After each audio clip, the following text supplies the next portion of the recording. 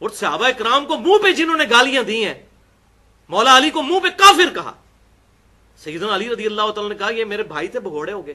جب انہوں نے صحابہ کو قتل کرنا شروع کیا تو ایز اے لاسٹ ریزارٹ سیدنا علی نے ان کے خلاف قتال کیا.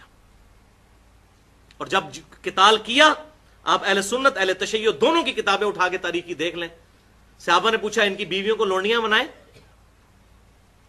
کہا نہیں، ہمارے بھائی تھے بھگوڑے ہو گئے، جنازے خود پڑھائے اور ان کو مسلمانوں کی طرح ٹریٹ کیا، حالانکہ وہ تھے جو صحابہ کو منہ پہ کافر کہتے تھے، گالیاں نہیں، کافر.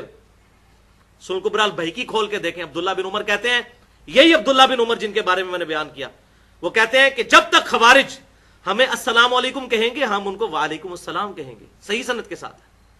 اور خوارج کی مسجدوں سے جب تک حی علی الصلاح حی علی الفلاح کی آواز آئے گی ہم ان کے پیچھے نمازیں بھی پڑھیں گے، لیکن جب یہ ہمیں کہیں گے کہ ہم اپنے بھائیوں کو قتل کریں پھر ہم خوارج کا ساتھ نہیں دیں گے. نمازیں بھی خوارج کے پیچھے.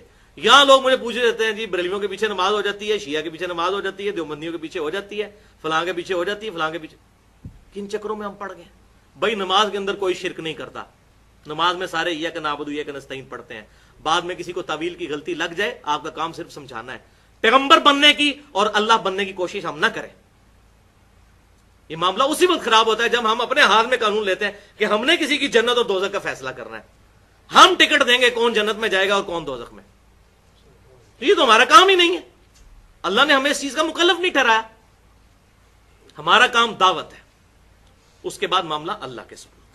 اللہ جانے، اس بندے کا معاملہ جانے. اس حوالے سے میں نے ایکسکلوسیو گفتگو کی ہے مسئلہ نمبر 72 کے نام سے.